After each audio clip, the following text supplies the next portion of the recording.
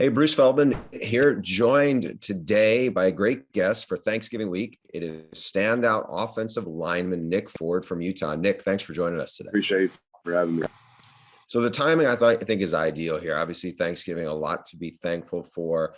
Before we get into what you've done on the field, I do want to kind of spotlight some of the great work you've done off the field. And one of those things is really helping some folks in need, which you have done, including with one of your rival players at BYU, to help foster families in feeding them. Tell me how that came about. Yeah. So, a little while back, I was cooking and, giving it to my friends and people in the community. And this guy hit me up with the opportunity. He said, I'm willing to donate you some money. You think you want to do something cool? And I was like, what do you mean? He's like, cook for somebody else. I was like, all right. So then I wound up getting in touch with the foster care system, in which I had an event. The first event, I got about $1,000 and wound up cooking some food for some people. And a lot of people loved it. I saw a lot of positivity coming out of it. So I decided to do it again. And the second time I brought along a wide receiver, Solomon Enos.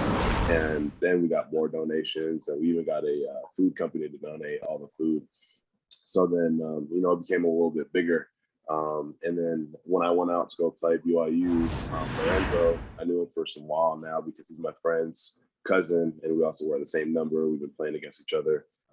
He came up to me prior to the game, and we were talking, and all the fans were looking at us like, we were crazy as heck. They didn't know what the heck we were doing, and he said he was really inspired by what I was doing, and if there's anything he could do to help, that he would be more than willing to. And I told him, yeah, man, you and a collab, we go ahead and shock, Provo County and Utah County and Salt Lake County. Like everyone will be, because it's bigger than a football game, especially when people want to join forces and help out. So then, we got in contact, we started setting things up and created a donate link. And now we're going to go down there December 12th, either in Lehigh or American Fork, and cook and have a bunch of BYU players and Utah players because yeah, like I said, it's more than a game, and we have relationships down there. The rivalry is awesome, but it's even better to go help out people in the community. How have you been able to use your platform, especially on social media, to kind of raise awareness for such a good cause? Just posting about it, talking about it. That social media is like a common thing nowadays. Everyone goes on it whenever they have free time, and I just understood, especially when that NIL stuff came around. I wasn't too concerned about, making a crazy amount of money or doing anything. I was more happy that I could openly support things that I love doing or wanted to get involved with. And I just took it as, Instagram, Twitter, and the fan base and everything is a great way to, create a movement or create a, just some type of nonprofit to, go ahead and begin helping people out. And I just thought it was awesome because I know our fan base is awesome here, and they would love to, pitch in and help. Where does that kind of philanthropic side of you stem from, you think? I'd say just like growing up, taking care of my brother. A lot of people know the story about my brother who passed away from a heart condition. Me and my family took care of him our entire life. He died at about 21 and a half, 22 years old. I say a lot of it comes from that.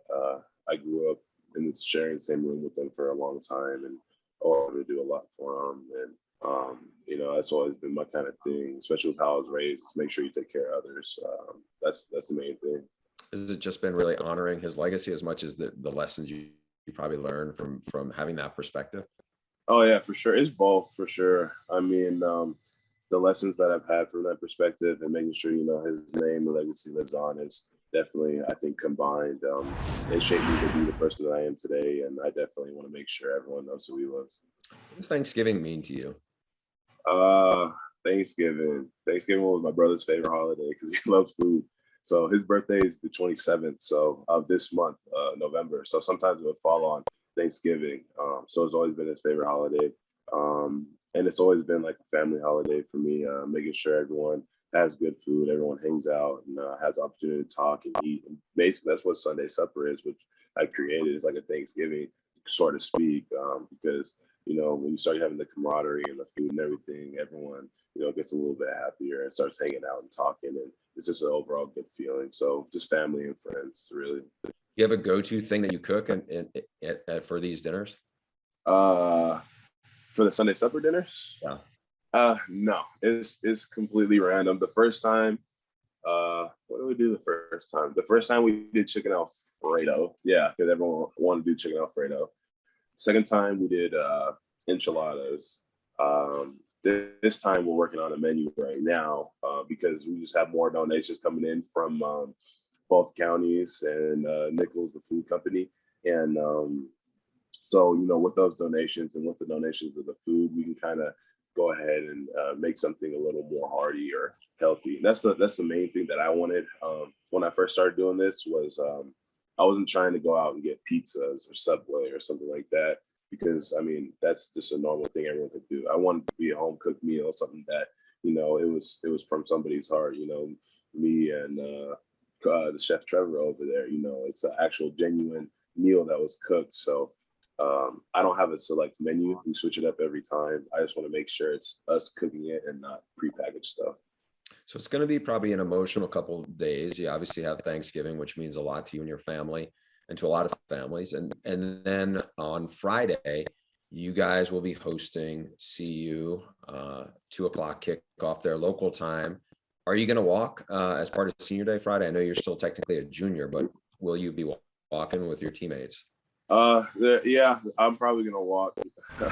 So it'll be emotional. You know what the future holds for me, I don't know, but I'm for sure gonna go out there and walk. I've been here for 5 years, and it's been really fun. And whatever the future holds, and yeah. You've been a guy who's been really selfless there. I mean, by nature, it seems like offensive linemen almost always are. But the fact is, you've played 5 different positions across the front, been recognized at center and guard and different places. Let me ask you this. So towards your bond with this program, what has your relationship been like with Coach Whittingham? Coach Wood has been awesome. He's the reason I came here. I mean, for everyone who comes here, they'll probably say the same thing. It's him and a couple other coaches and just the people. It's a family atmosphere here, and he harps on that 100%. I mean, we had a team meeting the other day. He said, make sure everyone in this room gives me a list of where their players are going for Thanksgiving. If no one's on that list, you're gonna come to my house. Like that's just the type of coach he is to the players, and you can really see it. And our relationship's been awesome. I talk to him all the time, see him in the hallways, go up to his office and talk to him, and a bunch more. I mean, when a lot of the players here talk about family and being together, sticking together, it really shows when you come here, and it for sure shows this past year with the tragedies we had. But yeah, it's Coach Wood is a family man, and he takes you in like his own, and he has nothing but love for you the entire time you're here. You mentioned those tragedies. Obviously, it's been a really, really exhausting year, I'm sure, emotionally for you guys. Going back to even last winter with Ty, and now early into the season. Not to steer it off of that, but going from what you guys have been through, and then how you guys have come on the field, and got on this roll. What has been this emotional roller coaster been like for you as one of the leaders of this team? It's been tough. It's been a roller coaster, like you said. There's been a lot of ups and downs. I've had to console a lot of people, and even on days where it was hard for me, couldn't really show it just because you had to make sure everything was okay for everybody else. And that's kind of how it was when my brother passed away. I had to take care of my family, so I took a lot of lessons from that. And I think that, I shared a lot of my experiences with a lot of boys who had experienced the first loss, because some of them people, it was their first loss. A lot of people were really hurt by them. And yeah, I think just sharing my experiences and offering my house to everybody and, cooking for people, hanging out, and just doing everything that, I could do to be there for them. And that even relates to season. I mean, you look at season, it's been a down, up type deal. And I just think overall it shows the personality of this team. This team has been through a lot, losses in life and losses on the field, but the grit and determination that a lot of these boys have shows just the difference in this team and the family atmosphere in this team, that even though we've been through so much, we're still going to get the job done and get to where we need to be because we understand what we have to do. Given what you guys have been through, what was it like in the locker room after you guys blow out, in the number 3 team in the country last week? I imagine it was probably a quite an adrenaline ride, right? Yeah, no, it was fun. I mean, we beat them. They're number 3 in the country. We had those awesome new uniforms, advocating for the USS Salt Lake. Coach Witt got his record-breaking win. I mean, that was the first time. As soon as we gave our prayer and stuff, Coach Witt yelled, "Let's get ready to party!" Like, I've never heard him say that. Like, everyone was having a great time. Started playing music, all hanging out, talking. Everyone just messing around. Like we always do, though. Like we always do that, though. Granted, it was a little bit bigger of a stage. We just enjoy the moment all that more. What would be your biggest memory from, if this is your last season at Utah? What would be the strongest memory you've had from your time there? On or off the field? You pick. You tell me. Oh, I'll give you both. I say off the field is for sure going to be working with these foster kids, and I also helped out with the classroom, this Cherry Blues classroom. I think it should be helping kids in general off the field here. I've done a lot camps. So we had a YIP camp, Youth Impact Program, where we brought in troubled kids, stayed with them for about a week, them and some Marines, and did a bunch of stuff, and helped a lot of those kids get out of bad situations. I've held Miss Cherry Blues class, which is a class with kids who are special needs, and also this foster care program that I had created that I intend on keeping going. I intend on passing the torch to somebody here and also coming back to make sure it's still going well. So off the field is for sure just helping all the kids that have been around in the community. On the field, that's tough. It got to be this Oregon win or the win in the Coliseum or a really close game 2 years ago versus UW where we took it. That game was just crazy. But as far as that might be the Oregon game, as far as atmosphere and just overall fun, and the first time the crowds ever stormed the field, like that was crazy. So beyond football, given what you've learned, how do you take all this stuff that you have and carry it forward in terms of like, what do you really want to do beyond football?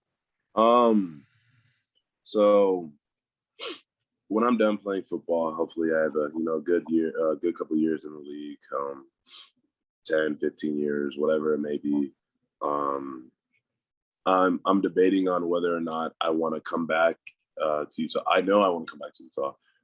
And I'm debating on if I want to open a restaurant because a lot of people in the community love my food, and it'd be more of a restaurant to where if you're a college kid who's down on their luck, come in, we'll help you out, give what you can give. And the same thing with like the community, if you're struggling, you need a meal, it's going to be the same thing, but at the same time, have a functioning restaurant. So that way people who can pay and tip will pay and tip, but then all those paying and tips and profit will start building into a fund to where people who need it or are struggling, if they come in, we can take care of them.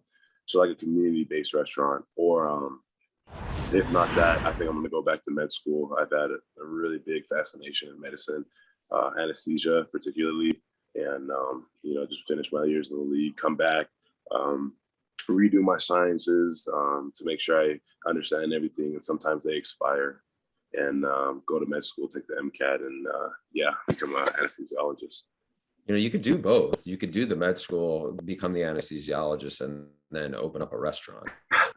Maybe, we'll see. Yeah, I've done a lot of things in life, so might as well. Nick, we wish you a great Thanksgiving, and much respect to all you're doing. It's pretty amazing what you've been able to do there so far and continue to do. Thank you. You have a good Thanksgiving too. Oh my gosh, I stumbled. It's all right. You have reason to be tired. It's all good. Thanks, Nick. Thank you.